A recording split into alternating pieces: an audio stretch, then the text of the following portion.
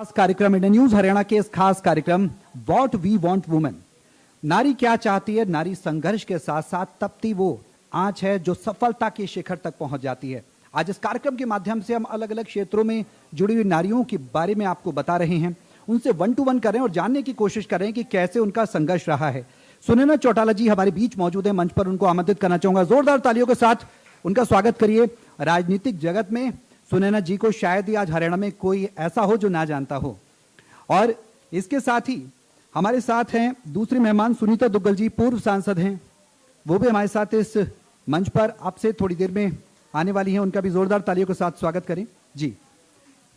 बहुत स्वागत है सुनीता जी। तो बीजेपी के कद्दावर नेता, कैसे आईआरएस से राजनीति तक का सफर तय किया सुनीता जी ने, इन तमाम बातों पर चर्चा करेंगे हमारी सहयोगी खुशबू के साथ और करेंगे इस कार्यक्रम का संचालन। राजनीति में कैसे उनका संघर्ष रहा, पदार्पण हुआ और कैसे उन्होंने समाज में सुधार के काम किए, इन तमाम बातों पर होगी चर्चा। खुशबू, ओवर टू यू। तो बहुत स्वागत है सुनैना जी आपका भी मैम, बहुत शुक्रिया। सुनीता जी आपका भी बहुत स्वागत, बहुत शुक्रिया। तो सबसे पहले सुनैना जी, क्योंकि मैं पढ़ रही थी कि चौटाला परिवार की बहू और इंडियन नेशनल लोकदल की एक बहुत ही ताकतवर महिला नेता हैं आप, और जब ऐसी ताकतवर महिला नेता हूँ मंच पर और सवाल ये हो कि व्हाट वुमेन वांट तो मेरा सवाल ये है कि क्योंकि आप एक जगह पर पहुंच चुकी हैं, जिस जगह पर पहुंचने के लिए बहुत सारी लड़कियां, बहुत सारी युवा जो लड़कियां हैं वो आपको देखती हैं एक आदर्श के रूप में, ये सोचते हुए कि हम भी वहां पर पहुंच सकते हैं। सबसे बड़ी चुनौती बीइंग अ वुमेन क्या लगी आपको इस जगह पर पहुंचने में? सबसे पहले तो इंडिया न्यूज़ का बहुत बहुत शुक्रिया। Thank you. और आपने महिलाओं के लिए जो मंच सजाया, ये अपने आप में एक बहुत बड़ी बात है। जहाँ तक सबसे पहले मैं शुरुआत करना चाहूँगी, जैसे कि तीज का त्योहार है, राखी का त्योहार है, तो अग्रिम बधाई के रूप में। और मैं चाहूँगी कि मेरे साथ जो महिला आई हैं उनसे भी मैं इंट्रोड्यूस कराना चाहूँगी, क्योंकि ये स्टेज तब तक अधूरा है जब तक हम एक दूसरे को इंट्रोड्यूस ना करें। बिल्कुल। सुनीता दुग्गल जी। सुनीता दुग्गल जी हैं, बिल्कुल प्रतिष्ठित महिला राजनीतिज्ञ हैं, पूर्व नौकरशाह हैं, भारतीय जनता पार्टी के वरिष्ठ नेता हैं, साल 2019 से 2024 तक हरियाणा की सिरसा लोकसभा सीट से सांसद रह चुके हैं। एक बार जोरदार तालियां। उससे बड़ी बात वो एक महिला है। हाँ बिल्कुल, सबसे बड़ी बात वो एक महिला है। और मेरे साथ हमारे प्रदेश की अध्यक्ष भी हैं, जिला की अध्यक्ष भी आई हैं, उनके साथ भी आई हैं। तो वो सब लोग आज ये सुनने के लिए आए हैं कि इंडिया न्यूज़ ने महिलाओं के लिए क्या मंच सजाया है ना। और आपने मुझसे क्वेश्चन किया कि महिला चाहती क्या है। देखिए, सबसे बड़ी चीज समझने की है कि महिला और पुरुष ये दो ताकतें हैं, ये दो ऐसी ताकत है जो समाज को ऊपर लेके जा सकती है। यहां दिक्कत सिर्फ एक है कि जो समाज है हम उसको एक पक्षी के रूप में देखें, जिसका एक पंख पुरुष है, दूसरा पंख महिला है। यहां एक पंख तो बहुत स्ट्रांग है, लेकिन दूसरा पंख जो है कहीं ना कहीं, मैं ये नहीं कहूंगी कि स्ट्रांग नहीं है, लेकिन कहीं ना कहीं कम है। इसलिए समाज को ऊपर ले जाने के लिए दोनों पंख बराबर में मजबूत होने बहुत जरूरी है जी। और महिला चाहती केवल इतना है कि उसको मान और सम्मान मिले। ये जो दो ताकतें हैं, मैं कभी भी नहीं चाहूंगी कि हमें कंपैरिजन में आना चाहिए, कि हम जो ये कहते हैं कि समानता, देखिए ईश्वर ने हमें पूर्ण रूप से समानता नहीं दी है, लेकिन दो अलग अलग ताकतें दी। इन दो अलग अलग ताकतों को एक साथ कैसे आगे बढ़ाना है, ये हमें सीखना है। और वो सीख हमें घर से मिलती है। अपब्रिंगिंग, जो हमारी अपब्रिंगिंग है वो ऐसी होनी चाहिए कि वहीं से हमें ये महसूस हो कि बेटा और बेटी में कोई फर्क नहीं है। मुझे मेरे पिता ने एक ऐसा माहौल दिया, मेरी माँ भी गांव की सरपंच रही, तो मैंने घर में ये चीज़ देखी कि महिलाओं को सम्मान दिया जाता है और जिस घर में मैं ब्याह के आई वहाँ पे भी महिलाओं को सम्मान दिया जाता है। तो मैंने ये सीखा है कि हमें अर्ली डेज से जो अपब्रिंगिंग है उस पर ध्यान देना चाहिए। बेटियों को इस कंपैरिजन में मत उतारो कि तू बेटे से कम नहीं है, लेकिन उसको ये बताओ कि जो ताकत बेटे में है उस जैसी ताकत तुम्हारे अंदर भी है, और अपनी ताकत को इक्वली, जो है बेटा और बेटी इक्वली, उसको इस्तेमाल करें और समाज को ऊपर लेके जाए। बिल्कुल। मतलब कुल मिलाकर जितना मैं समझ पाई हूँ, जो बात आप कह रही हैं कि सबसे ज़्यादा ज़रूरी चेंज, जो इससे पहले अभी मैं बात भी जब कर रही थी शहरी जी से, उन्होंने भी यही मेंशन किया, घर की सोच बहुत ज़्यादा ज़रूरी है। आपके बच्चे में जो चेंज है ना, वो आपके लिए बहुत बड़ी जिम्मेदारी है लाना, है ना, तभी जाकर समाज बदलेगा। बिल्कुल। चलिए अब आगे बढ़ते हैं, क्योंकि मैम मैं आपका परिचय जब दे रही थी तो क्योंकि एक्सपीरियंस आपको काफ़ी ज़्यादा है और समाज के लिए जो जिम्मेदारी है वो भी आप समझ रही हैं, और इस जिम्मेदारी को निभाते हुए अब आपको क्या लगता है कि सबसे बड़े चैलेंजेस क्या हैं जो महिलाओं के लिए हर्डल बनते हुए नजर आए हैं? मैं भी बहुत बहुत आपको इस बात के लिए धन्यवाद करना चाहूँगी कि आपने बहुत सुंदर जो है आज ये मंच सजाया है महिलाओं के लिए, और सुबह से लेकर शाम तक लगातार महिलाएं जो हैं इसमें शिरकत कर रही हैं, और एंकर भी महिला है, और जो इसके अंदर प्रेजेंट करने के लिए आ रही हैं वो भी सभी महिलाएं ही हैं। जो आपका सवाल है, देखिए चैलेंजेस महिलाओं के लिए जो है वो बचपन से ही शुरू हो जाती हैं। मैं याद करना चाहूँगी कि जब मैं बहुत छोटी सी थी तो उस समय में क्योंकि जैसा सुनैना जी ने भी कहा, बहुत कुछ डिपेंड करता है आपकी अपब्रिंगिंग के ऊपर। आपके पेरेंट्स जो हैं वो किस तरह से आपको ब्रॉट अप करते हैं, आपके मदर का उसमें बहुत बड़ा रोल रहता है। तो मैं बहुत छोटी थी, तो ऑनेस्टली स्पीकिंग, यहाँ सब महिलाएं हैं चाहे पुरुष भी हैं, फिर भी कहना चाहूँगी कि फर्स्ट टाइम जब मुझे पीरियड्स आए तो मुझे लगा कि भैया मैं तो कुछ मतलब अलग हूँ, नहीं तो मैं अपने आप को लड़कों से कुछ कम समझती ही नहीं थी। तो जैसा सुनैना जी ने कहा कि ये जो है प्रकृति ने ही आपको कुछ अलग बनाया है, तो एक अपने अंदर ही मतलब थोड़ा सा मुझे इनसिक्योरिटी सी लगी, थोड़ा सा ये लगा कि मतलब व्हाट्स दैट, ये क्या है, मतलब ये तो कुछ अलग सी चीज़ है। तो ये चैलेंजेस मैं इसलिए कहना चाहती हूँ कि महिलाओं के साथ तो बचपन से शुरू हो जाते हैं, लेकिन उतनी ही ताकत प्रकृति ने जो है महिलाओं को दी है। सबसे इंपॉर्टेंट चीज़ जो वो है कि बचपन में उनको पेरेंट्स जो हैं वो उनको पूरा प्यार दें, सम्मान दें, और सच में ही बड़े प्यार से ये जो चेंजेस हैं इनको समझाएं, किसी भी तरह का टैबू महसूस ना करें बच्चे। और उसके बाद फिर जो जहाँ पर भी शादी होकर जाती है वो बच्चियाँ, तो वहाँ पर भी उनको बहुत बहुत सम्मान मिलना, रिस्पेक्ट मिलना बहुत इंपॉर्टेंट है। तो चैलेंज सिर्फ यही है कि अगर बच्चों को पेरेंट्स के यहाँ पर उनके साथ डिस्क्रिमिनेशन होता है लड़का और लड़की में, तो वहीं से ही वो अपने आप को इनसिक्योर फील करना शुरू कर देती हैं, वहीं से ही उनके अंदर एक स्ट्रेस, वहीं से ही उनके अंदर एक डिप्रेशन सा स्टार्ट हो जाता है। और उसके बाद शादी होने के बाद अगर इन लॉज भी खुदा ना खास्ता उस तरह से मिल जाएं तो समझ लो जो बेचारी लड़की है उसकी तो जिंदगी जो है खराब हो जाती है बिल्कुल ही। तो ये स्ट्रगल्स तो देखिए हर किसी के लिए, लेकिन महिलाओं के लिए थोड़े ज्यादा हैं।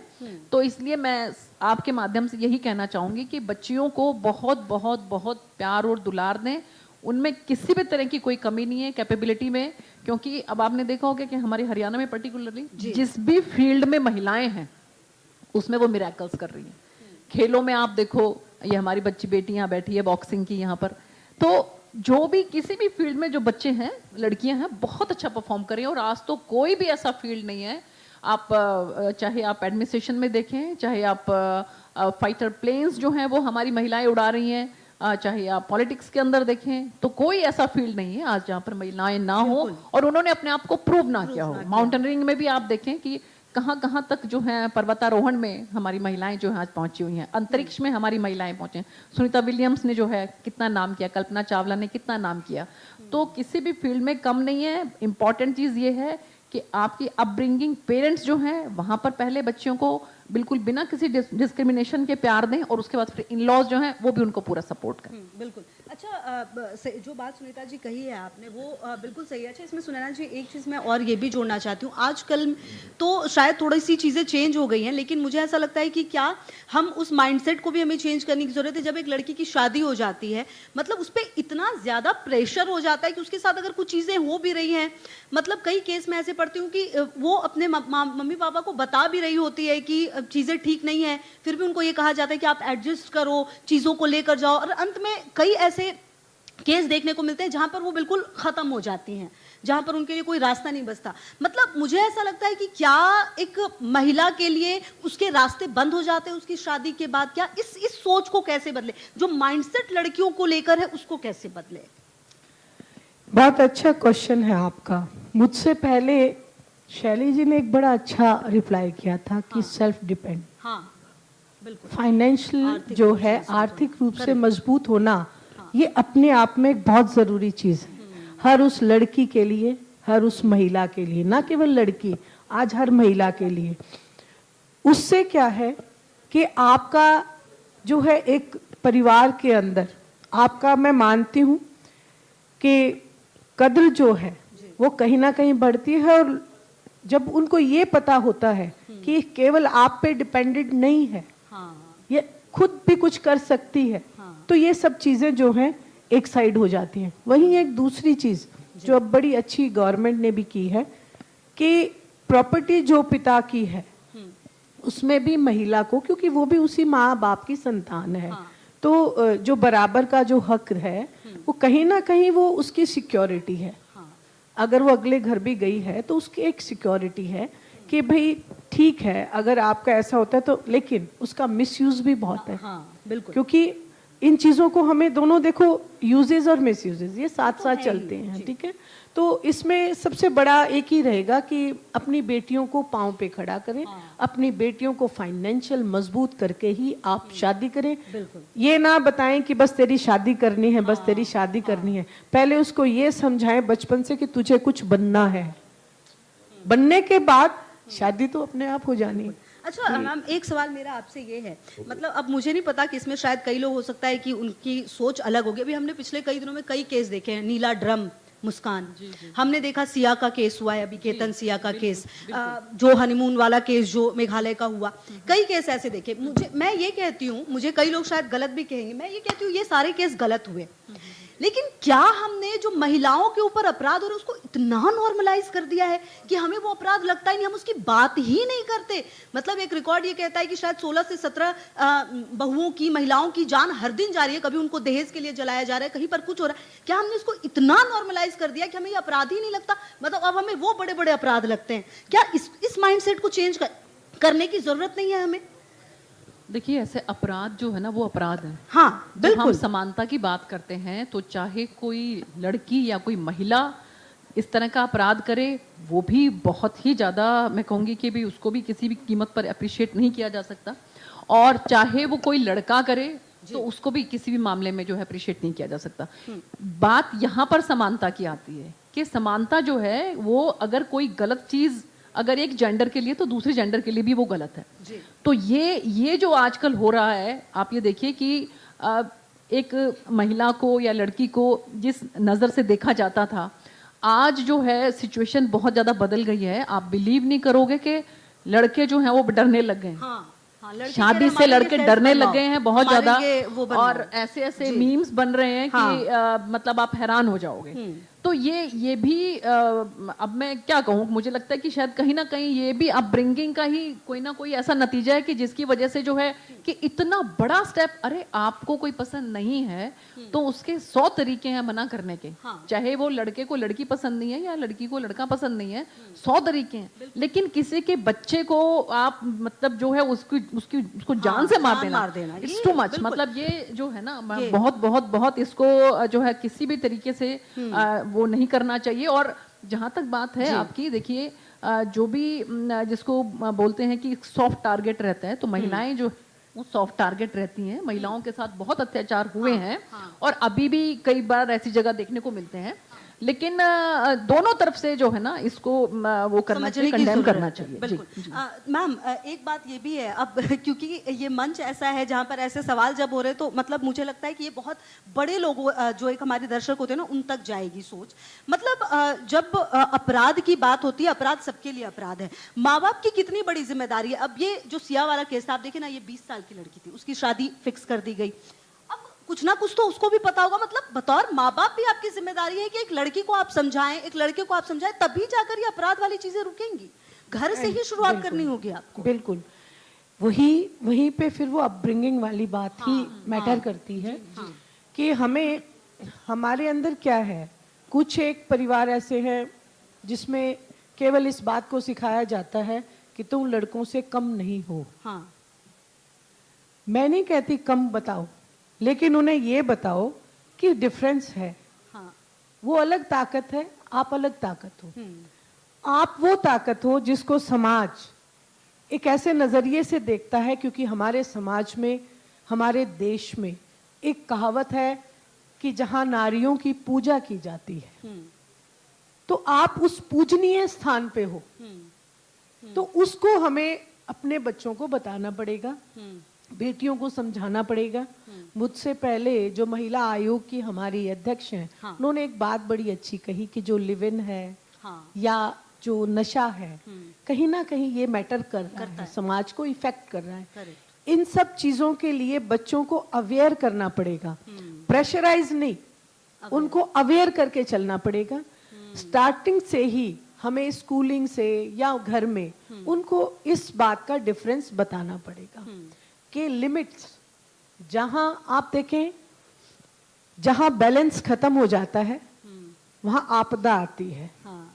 अगर प्रकृति है तो भी ज्यादा गर्मी खतरनाक, ज्यादा सर्दी खतरनाक, ज्यादा बारिश खतरनाक, अति ज्यादा सर्वते। अति मतलब खतरनाक है। तो इसलिए हमें इस अति से हमारी बेटियों को बचाना है, ये बहुत जरूरी चीज है। उसके लिए हमें कैसे कदम उठाना है, अलग अलग सामाजिक संस्थान हैं, उनको इस चीज के बारे में अवेयरनेस कराना है।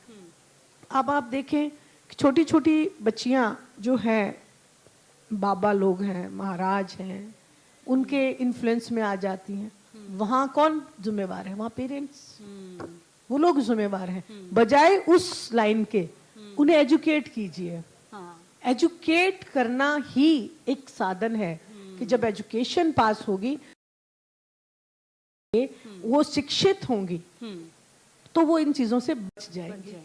ये मेरा एक मानना है। ठीक है। अच्छा मैम, क्योंकि जब आप फील्ड पे जाती हैं तो कई सारी चुनौतियां हमें महिलाओं के लिए समझ में आती है। आपको वो क्या चीजें हैं जिस पर लगता है कि सबसे ज्यादा वर्कआउट करने की जरूरत है महिला होने के नाते महिलाओं के लिए? सबसे पहले तो सबसे इम्पोर्टेंट है कि बच्चियों को शुरू से ही जो है वो सेल्फ डिफेंस आना चाहिए। हाँ। वो किसी ना किसी में स्पोर्ट्स में पार्टिसिपेट करें और उनको अपने आप को प्रोटेक्ट करना जरूर आना चाहिए। ये बहुत इंपॉर्टेंट है, सबसे इम्पॉर्टेंट है, और ये बचपन से ही सिखाया जा सकता है। आप जब बहुत छोटे बच्चियां होती हैं तभी से ही अगर बच्चियों को सेल्फ डिफेंस सिखाया जाए, और उसके बाद जैसे जैसे वो बड़ी होती हैं तो उनको वो फाइनेंशियली इंडिपेंडेंट हो, ये चीज सिखानी चाहिए। अब जैसे हम सिया की बात करें, 20 साल क्या उम्र है? 20 साल की उम्र में मुझे नहीं लगता कि कोई बहुत ज्यादा उसने पढ़ाई की होगी, कोई बहुत ज्यादा उसका कोई एक्सपोजर रहा होगा। तो उसने क्या सोचा अभी, मतलब सिर्फ उसका दिमाग जो है, देखिए ये हार्मोनल चेंज होते हैं। हार्मोनल चेंज में जो लड़की है वो लड़कों की तरफ अट्रैक्ट होती है और लड़के लड़कियों की तरफ अट्रैक्ट होते हैं। लेकिन उस फेज को कैसे पेरेंट्स के डायरेक्शन में किस तरीके से निकालना है, अगर यही लड़की 20 साल की, सिर्फ 20 साल की, तो उसके दिमाग में सिवाय लव अफेयर, लड़के की तरफ अट्रैक्शन के, एक लड़के से उसका अफेयर चल रहा है, दूसरे से वो शादी करना नहीं चाहती है,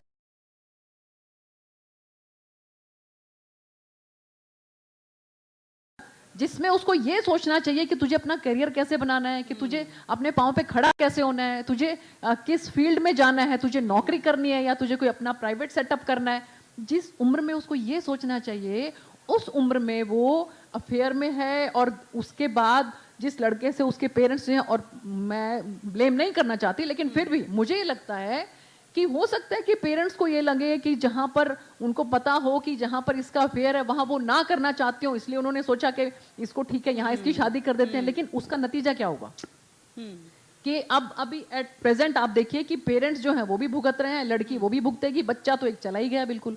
तो सबसे इंपॉर्टेंट ये है, सबसे पहले जो बच्चियां हैं वो जो है सेल्फ डिफेंस सीखें, उसके बाद बड़े होते होते वो फाइनेंशियली इंडिपेंडेंट हो, और उसके बाद जैसा है कि शादी तो होनी है, अगर वो भी बल्कि चॉइस है, बच्चा अगर ये चाहे कि भी ठीक है मुझे शादी करनी है तो करो, और ये कहें कि भी नहीं मुझे तो अपने जिस भी फील्ड में मैं हूँ उसी में एक्सेल करना है, मुझे सेवा करनी है, मुझे सोशल एक्टिविटीज के अंदर पार्टिसिपेट करना है, तो वो कर सकते हैं। बिल्कुल बिल्कुल। मैम बस अब क्योंकि समय की कमी है मेरे पास, मैं आखिरी सवाल आपसे ये लेना चाहती हूँ, जैसा कि मैम ने कहा कि सेल्फ डिफेंस ये बहुत जरूरी है, क्या इसके लिए सरकार कुछ कर सकती है कि तमाम स्कूल्स में लड़कियों के लिए एकदम मैंडेटरी कर दिया जाए कि नहीं आपको तो सेल्फ डिफेंस इसको सिखाना ही सिखाना है? ये कितना बड़ा चेंज हो सकता है? बहुत बड़ा चेंज हो सकता है, गवर्नमेंट को करना चाहिए। जी। और वहीं जो एजुकेटेड जो आज बच्चियां हैं, हाँ। पढ़ी लिखी बच्चियां हैं, उनके लिए नौकरियां निकालनी चाहिए।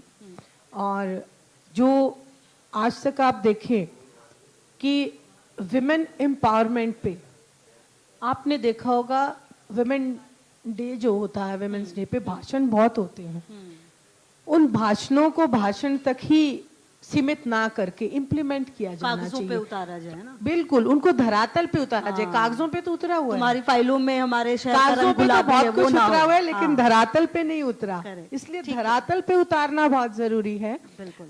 जहां जैसे कि सुनीता जी ने कहा कि लड़कियों को सेल्फ डिफेंस आना चाहिए, वो एक बहुत जरूरी चीज है। हाँ। सेल्फ डिफेंस के साथ जो लड़कियां पढ़ी लिखी हैं उनके लिए नौकरी होना बहुत जरूरी है। उसके भी बड़ी बात, आज जो महिलाएं हैं गांव में, आज भी उनके लिए संसाधन नहीं है। हाँ। वो अपने आप को सुरक्षित महसूस नहीं करती है। अगर कोई गवर्नमेंट विमेन एम्पावरमेंट पे काम करना चाहती है, अगर इम्प्लीमेंट करती है, तो फिर हरियाणा की महिलाएं अपने आप को सेफ महसूस क्यों नहीं? ये एक बहुत बड़ा सवाल है। ठीक है। इसलिए उनको ये कॉन्फिडेंस भी आना चाहिए कि हम सेफ हैं। बहुत कुछ है और जिस पर काम करने जी, की जरूरत अपनी है। बेटियों को, बिल्कुल, मेवात की साइड आप देखें, लड़कियां पढ़ती नहीं है, सिर्फ जितने उनके गांव में 5वीं तक स्कूल है, 7वीं तक स्कूल है। तो मैं खुद परिवर्तन यात्रा के दौरान जब मैं गई हूँ तो मैंने उनसे क्वेश्चन किया कि आप आगे क्यों नहीं पढ़े?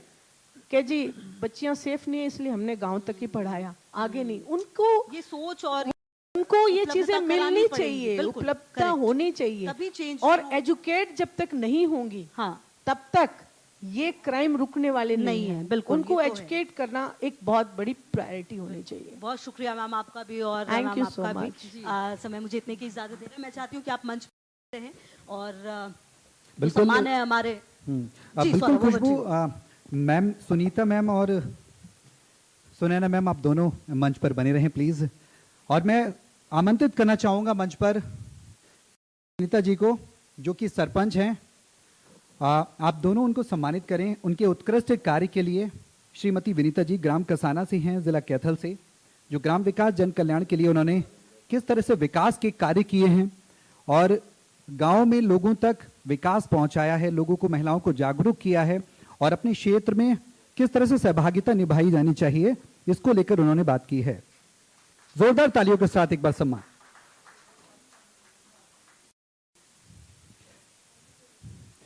तो कार्यक्रम का आगाज यूं ही लगातार हो रहा है, एक के बाद एक मंच पर हम आमंत्रित कर रहे हैं अपने मेहमानों को, और उनसे ये जानने की कोशिश करें, खासकर उन महिलाओं से, कि किस तरह से उन्होंने अपने संघर्ष को सफलता में बदला है और कैसे उन्होंने सफलता के शिखर को छुआ है, कैसे उन्होंने परेशानियों को झेला, और परेशानियों को झेलने के बाद भी वो पीछे नहीं हटे हैं।